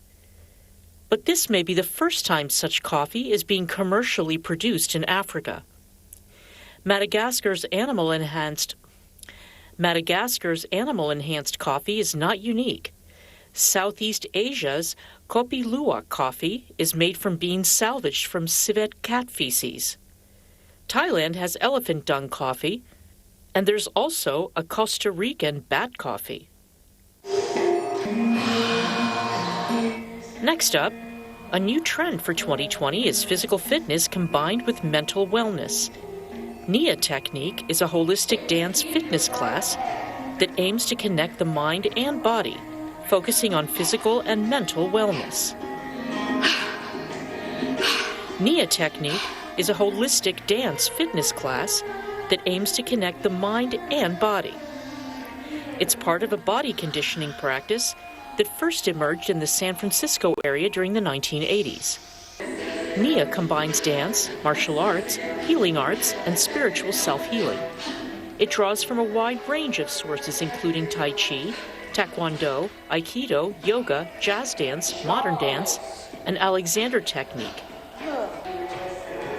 Classes are taken barefoot to world beat music, a combination of New Age, jazz, Indian, electronica, Latin, and pop. And finally, a real catapult, but a target that only exists in the digital world. This is Tori, a system by Bandai Namco, which combines physical toys with app-based gaming. As technology becomes more sophisticated, manufacturers are finding new ways to use it in their products. And there's a clear demand from their young customers. According to market research company Kids Insights, even in the 3 to 6-year-old category, 10% of girls and 12% of boys in the UK list electronic and digital toys as their favorite things to play with. Technological advancements allow toy developers to be more accurate and mimic real-life actions better in the digital world. And that's what's trending today. U.S. President Donald Trump's lawyers are resuming their impeachment defense Monday as Democrats issue fresh calls for new witnesses in the Senate trial after accounts emerged of Trump telling his then National Security Advisor John Bolton he wanted to withhold security aid to Ukraine until it launched an investigation of a Democratic rival. The New York Times first reported the allegations that appear in Bolton's upcoming book on Sunday, and they were later confirmed by other news organizations who spoke to people familiar with the text. A Bolton attorney says the text had been sent to the National Security Council a month ago to undergo standard reviews for their classified information ahead of its release. On Twitter Monday, the president rejected Bolton's reported version of events, saying, quote, "I never told John Bolton that the aid to Ukraine was tied to investigations into Democrats, including the Bidens." Trump is currently on trial in the Senate on articles of impeachment, charging he withheld $391 million in Ukraine aid while pushing Ukrainian leaders to investigate former Vice President Joe Biden and a debunked theory that it was Ukraine, not Russia, which interfered in the 2016 U.S. election. A second charge is that Trump obstructed Congress by seeking to thwart investigations of his actions. The House of Representatives, members serving as prosecutors in the impeachment trial, issued a statement renewing their calls for Bolton to be called as a witness. Trial experts expect legislators in the Republican-majority Senate to vote on whether or not to allow witnesses and documents so far kept secret by the White House.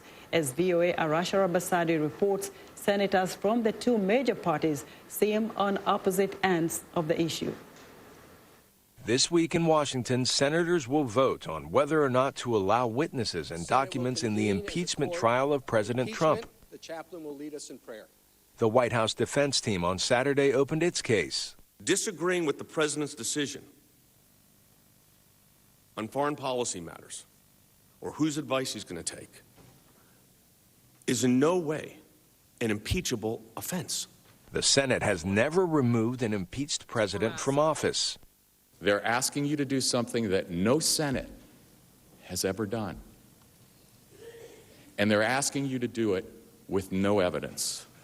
Democrats say the president's instruction to defy subpoenas and document requests obstructs the investigation into alleged abuse of power involving a phone call where Mr. Trump appears to ask Ukraine's president to investigate a political rival in exchange for military assistance. The question for you is whether it's okay for the president to withhold taxpayer money, aid for our ally, our friend at war, for a personal political benefit. Whether it's okay for the president to sacrifice our national security for his own election. Democrats ask the Republican-controlled Senate to subpoena witnesses with firsthand knowledge of the now infamous phone call. But some Republicans say that is not their job. It looks like they're asking the Senate to go be special counsel, go search, go seek out. That's not really the task of the Senate. The task of the Senate is to hear the trial. The House is the one that's actually gathering the information for impeachment, so we're acting on what they're sending us. Democrats say the Trump administration made it impossible to gather all the information. All we are asking for right now is 4 witnesses. 0 witnesses plus 0 evidence equals 0 justice. You can't have a trial without the witnesses. They cannot go down in history as the people that blocked the truth from coming forward, because eventually it will come forward. The president, who for months called impeachment a hoax, now says he favors witnesses, just not former National Security Advisor John Bolton. He knows some of my thoughts. He knows what I think about leaders. What happens if he reveals what I think about a certain leader and it's not very positive, and then I have to deal on behalf of the country? It's going to be very hard. It's going to make the job very hard. Following the arguments from the president's defense team, an opportunity exists for senators to ask written questions of the prosecution and defense teams, which will be read aloud by the Chief Justice of the Supreme Court. Arash Arabasadi, VOA News, Washington.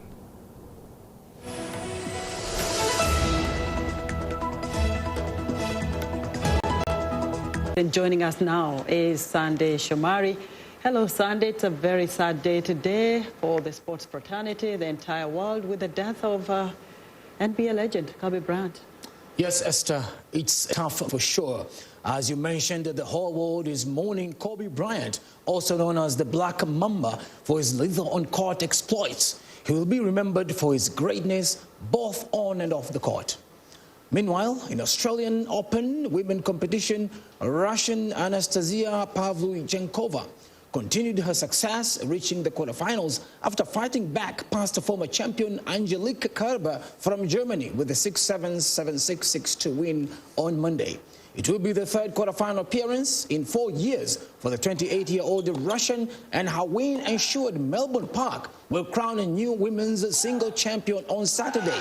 The 3-time Grand Slam champion Kerber, who won at Melbourne Park in 2016, finally ran out of gas as Pavlyuchenkova broke her first 2 service games in the decider to run up a 4-0 lead. In her next match, Pavlyuchenkova will face another multiple Grand Slam winner, Spanish-Venezuelan Garbine Muguruza, who strolled past Kiki Burton's 6-3, 6-3 earlier on Monday. And in the men's competitions, Spain's Rafael Nadal cruised past Australian hopeful Nick Kyrgios in 4 sets to reach the quarterfinals at a Grand Slam tournament for the 41st time. The 6-3, 3-6, 7-6 win allowed Nadal to join Connors in the 3rd place on the all-time list of Grand Slam quarterfinal appearances, behind only Roger Federer and Novak Djokovic. Nadal was broken while serving for the match, then was unable to convert 2 break points in the next game, but held his composure to clinch it in the tiebreaker. The 19-time major champion won the Australian Open in 2009 and has reached 4 finals since then. He will next play 5th-seeded Dominic Thiem, who is into the quarterfinals in Australia for the first time. And Spanish soccer giants Real Madrid established a 3-point cushion at the top of La Liga after they defeated Real Valladolid 1-0 on Sunday. Nacho Fernandez rose highest to head the traveling team in front after 78 minutes, with Valladolid having succeeded in keeping their guests at bay until deep in the later stages. Real moved back to the standing summit after Kiku Setien's Barcelona suffered a surprise 2-0 defeat away to Valencia on Saturday. This is the first time since October Los Blancos have led an outright lead in La Liga, an advantage coach Zinedine Zidane won't want to give up again between now and the end of the campaign. Zinedine Zidane, several changes made the team that beat Sevilla 2-1 in Real's last league outing, with Rafael Varane the only member of the defense to survive the transition. And that wraps our sports for today. And back to you, Esther. Sunday, you and I texted each other after the Kobe Bryant news broke. Your thoughts about Kobe? I'm telling you, Esther, this is one of the greatest shockers of 2020, if I can say. And the whole world was in shock after that, to know that the legend, who has done so much for basketball, not just playing at a young age, but also giving the great to the American team, if you remember NBA, twice gold medals. This guy was relentless, working hard, and his mentality and mantra, never to give up, never to lose. We'll always remember his greatness. What a great guy. R.I.P. Kobe. Thank you, Sunday. I can't get it.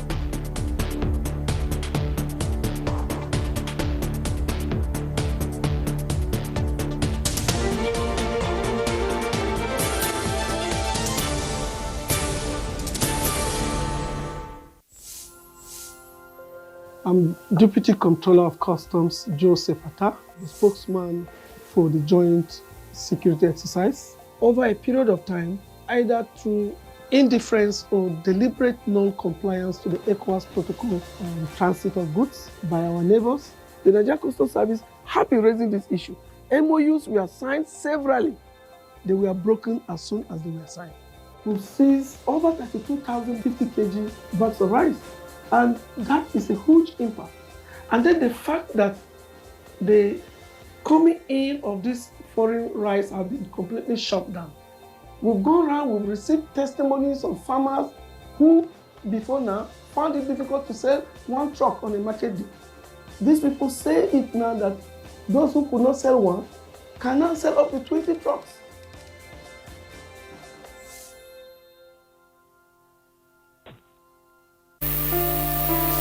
The beauty of art, they say, lies in its interpretation.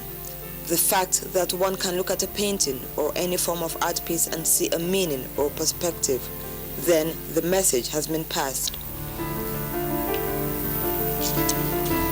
Enigma Art Collection, which focuses on issues such as everyday life, social consciousness, Afro-modernism, and different human conditions, decided to portray all of these elements with acrylic on canvas. Kenya Gaja, who is a painter, curator, and a fashion designer, is the owner of Enigma Art Collection. She is of English and Sierra Leonean origin. She holds a diploma in art and design and BA in textile design at the University of Arts in London. Her knowledge in art and textile design can clearly be seen in this artwork, which is an eye. Different African fabrics were used to create the pupil. This painting, titled Chibok, needs no further explanation, as the dripping red and black colors show the dreadful situation that has covered the dignity and freedom of these young girls.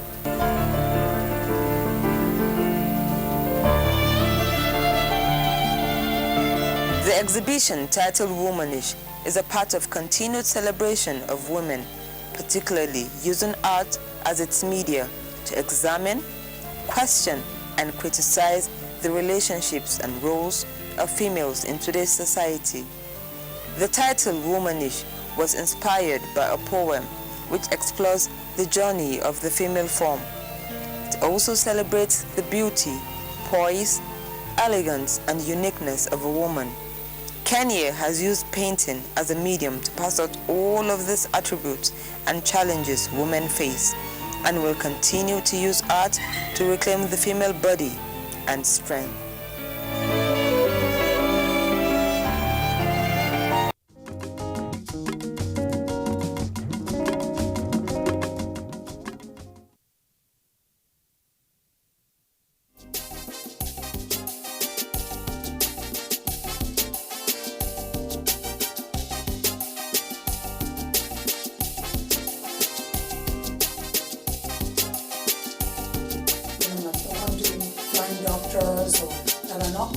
are doing this incredible. Well, there's a myriad of things. I think, first of all, we have to go back to the writer. You are very well known for your teaching skills.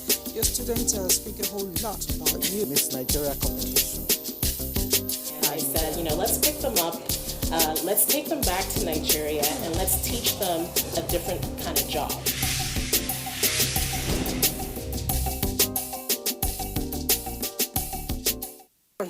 Hello, nice to have you join me on this episode of The Woman. My name is Elizabeth Abai, and don't get it twisted, the program is still The Woman, but my location slightly moved a little bit. I'm precisely in Abia State, in a home of a woman who I want to describe as the totality of what womanhood is all about. She's not just enterprising, industrious. She is a mother, a deaconess, a Paul Harry Fellow. I'll skip the rest of it, but join me as I take my walk inside and get to usher in my guest for today. Come along.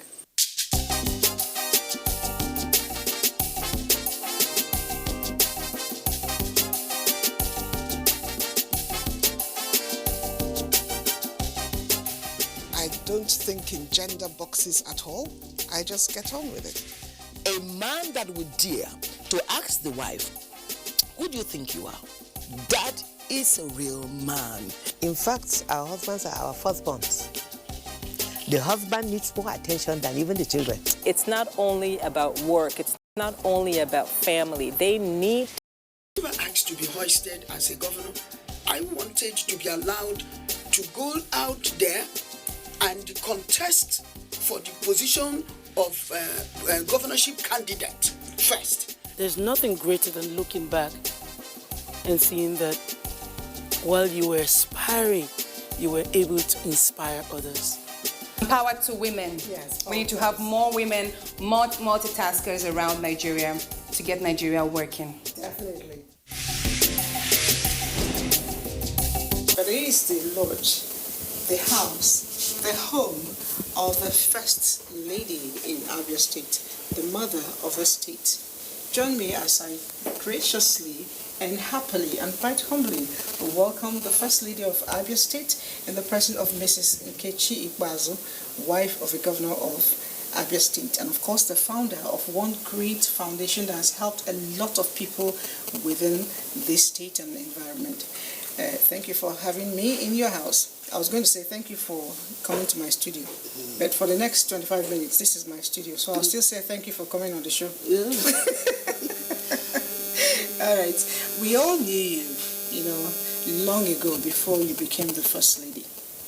And for me, remembering who you were and who you are now, not much has actually changed. But let me throw you back to 2015, or even a little beyond that, when the campaign was going on. When your husband, decided to run, knowing you're a very quiet, unassuming but very active person, how did you take it? Thank you. Welcome to my home. Thank you. Yeah, that was. I didn't know what to say. But there's nothing I could have done other than to support him and pray for him so that he can succeed. Somebody kickstarted this journey for me, a lady who called to ask me to particularly thank you for what you did for our family with your foundation, the Vicar Hope Foundation.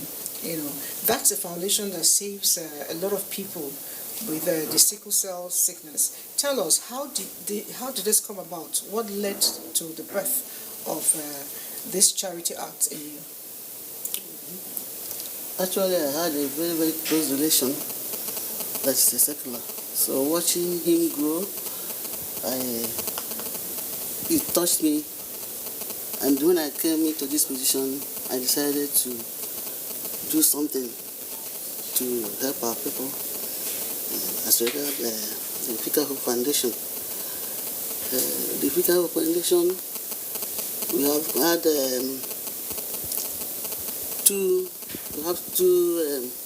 offices, one in Aba, one in Omaya. Just a clinic for the patients. And the more thing, because it doesn't have a cure, but what we do is we are trying what we can do to break the cycle, that's by enlightening people, making them aware of their genotypes, so that they know that before they get married. What else does the clinic do for people? You know, beyond just the education, do they provide any kind of support? Yeah, we have the equipment. We ask them to come and test for their genotype. Yes, and then from time to time, we have counseling session. They will come with their guidance so that we talk to them, because a sickle cell person, the next person to him or her is very important to help, especially the younger ones. So we bring experts to speak to them about the disease and how to manage it. You know, a lot of times people are said to be told to do something and they don't get to eventually get to do it and do it well. Are people actually responding to the counseling you give? Or are they still claiming that love comes first, not genotype? That's what we have been telling them, that the genotype comes first, then before love. We have been telling our people like that because we go to the rural areas to talk to them. You know, it's very rampant there. Most of them are very ignorant. They don't know what that is. So we try as much as possible to go and speak to them. And I think some people, at times they come on their own to come and test. Even though we have not achieved actually what we wanted to do, we only have one clinic in Aba, one clinic in Mayanje. We have 17 local government areas. So we are trying to see how we can get the services closer to the people in the rural areas, so that more people will be aware of how to do it and what to do. You know, I want to know what gave birth to it. Is it because your mother-in-law is a medical person? No. I'm surrounded by medical people. Even my mother was a nurse. Okay. I'm surrounded by, but when you get to the villages, you see the problem. They have a lot of health problems, and I just discovered that women, we don't just go for checkup, just medical checkup like advanced countries, unless when we are sick and very, very sick, then we start going to hospital. So that's why we are doing cancer awareness. In fact, the government have just helped us to acquire the mammogram. It's in my clinic at the sickle cell center. So it's just to help the women. At times when we have programs, we start with health. We check their BP, we check those that we have diabetes. So when you see there's plenty of them, so we now started to see this is the problem of our people, especially for women from the rural areas. That's why we started the awareness on the health, diabetes, cancer, and so on. Now, another major concern of yours is the plight of the widows. And a lot has been mentioned around that domain with what you're doing for them. You want to share that with us? Okay. As for one of the things I do in Vicar Hope is about building housing for the widows. Actually, right now we are counting about 59. There are other ones, they are still in the process of doing that. When we identify the widows, if you go to the villages, we go there, or if anybody reports, we go and see. And actually, when you see it, you know that they actually need their roof over their heads. That's what I was going to ask, because we are very good actors.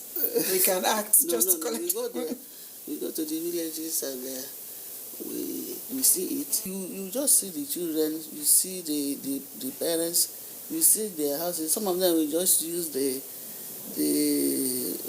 banners or something and to cover up their houses. When we get money, we go there to build for them. We have had a lot of assistance from the governor and some individuals in the state. They have been actually helpful. So when we build for them, if they don't have anything to do, we can empower them. We can start threading or whatever they want to do, if they want to learn skills. Actually, in Vika Hope 2, we do skill acquisition, and we do it local government by local government. We take 50 from each local government, and we do 2 local governments at a time. That means we in 3 months, we train about 100 people from 2 local governments. At the end of the training, we give them something to start up. And then also, there are some women in the village, they can't go to start learning now, but they can sell, they can go to the local markets. So we also go there, we give them little things to start off in trading. That's what we do. And then the government has also helped us to build markets, local markets in the villages. So when we saw one as I was passing, and it was really full. When we go there, we just select some of those very, very indigent people, then we give them something. At times we buy the material and give them, we don't give them money. So that they just go there and start trading. Because giving them money, they could just use it, and meanwhile, if you give them produce, they begin to do it. Now, the Skill Acquisition Center for the Vika Hope, is it only for widows, or is it open to? The skill acquisition, we are moving it. We don't have a stationary center. Okay. We go from local. When we get to the local government, that one is mixed up. Okay. We have the women, we have men, we have youths. Oh, okay. Yes, but the one for the markets, the table threads that you have, that one we give it to the women in the rural areas. Of course, it said that if you're able to train a woman, you train a nation. If you're able to feed a woman, you feed the entire family. The men, I'm not saying, please don't hold it against me. I'm not saying men are not good. Yes. But a lot of times, the mother will not eat until her children have actually eaten. Yes. Now, I'm going back to your personal life. The life of, you have 2 lives now. The life of the Deacon Mrs. Nkechi Ikwazu, it's a different one, and the life of the First Lady. I know it comes with a lot of responsibilities. How do you cope with it, and how do you begin not to lose yourself, with one against the other? It's just we are holding tight to God. I pray that He will help me to do the 2. From the home, I have to take care of my children, I have to take care of my husband, I have to make the home comfortable for him when he comes back from the tedious work he's doing. We go on like that. We do domestic work. You still find time to go to the kitchen? Why not? And for the office, immediately you come in, you know that it has a date.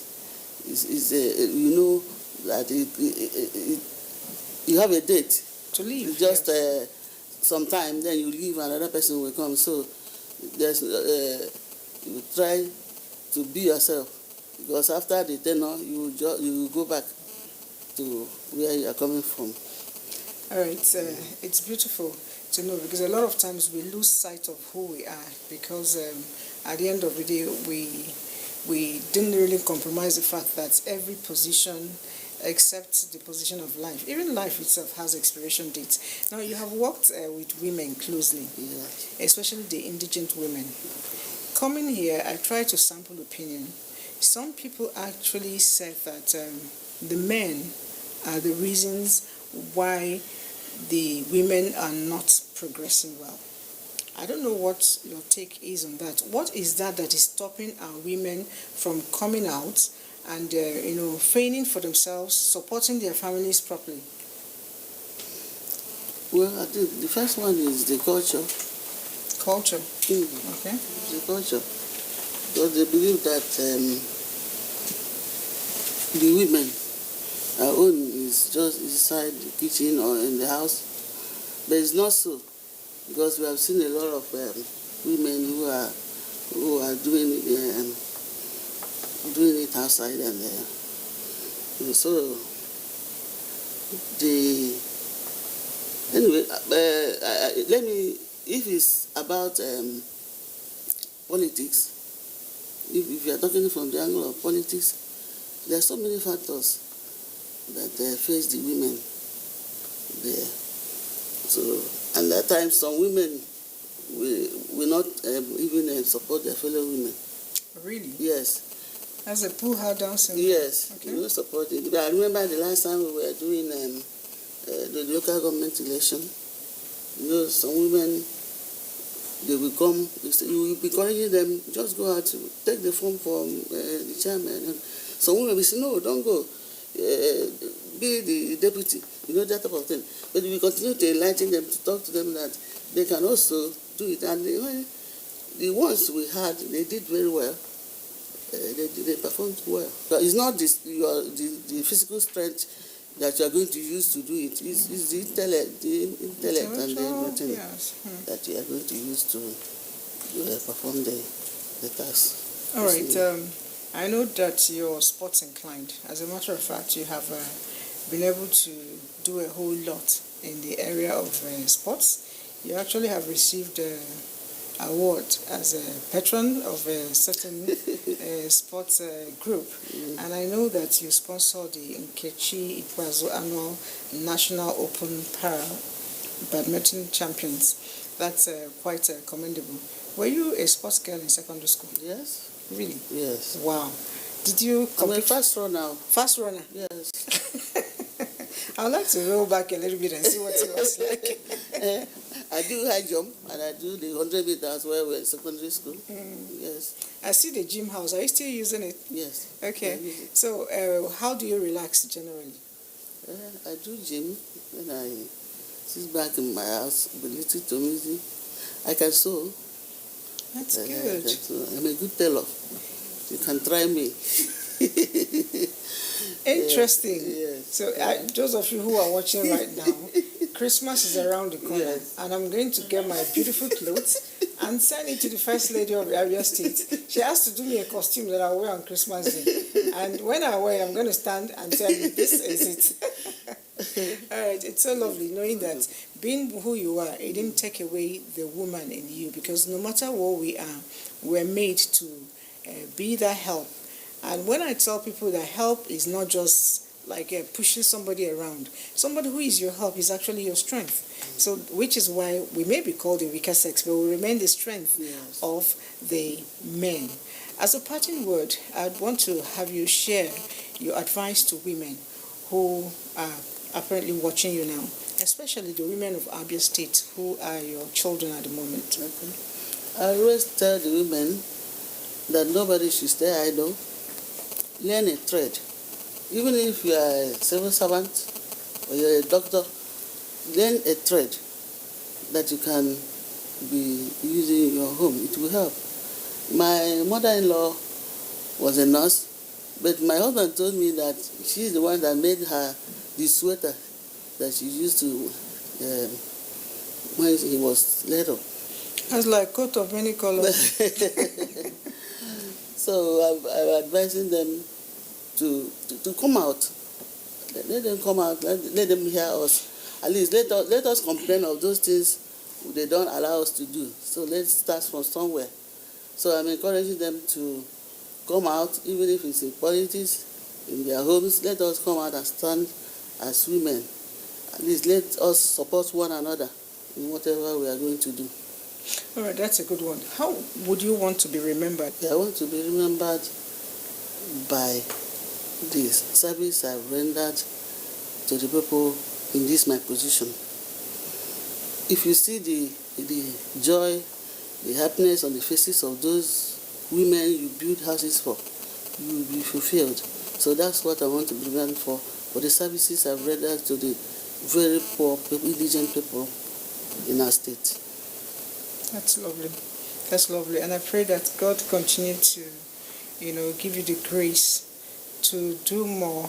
And even when you're done with your tenure, you're not going to cease, because the cash will continue to flow. Amen. For you to do more for people. And on a very naughty note, I want to know what I will do to annoy you. Because I've never seen you angry. how do I put it? You know, when you're working with women, there are a lot of things. Some people will come to make you to hate the other. Would I call it gossip? I hate it. Something close like yes, that. I hate it. Yeah. Okay, that's good. Thank you very much, Mommy Abia and Mrs. Nkechi Ikbazo. You've been an inspiration to a lot of people in your very quiet, selfless way of doing things. You've touched lives, and we beg God to continue to touch your own life positively. Thank you. Thank you. All right, it has been a wonderful show, coming all the way to Abia State, incidentally my own state, to speak with our mother here. I find that quite a privilege, and I've also learned a whole lot. It is not by how much you talk, but how much you do. So let's continue to impact on people around us. She started even before she became the wife of a governor or became the first lady. So we can always start somewhere. Nothing is too small to reach out to your neighbor. Don't forget, the program is The Woman, where we showcase women of substance. I'll be with you again next week.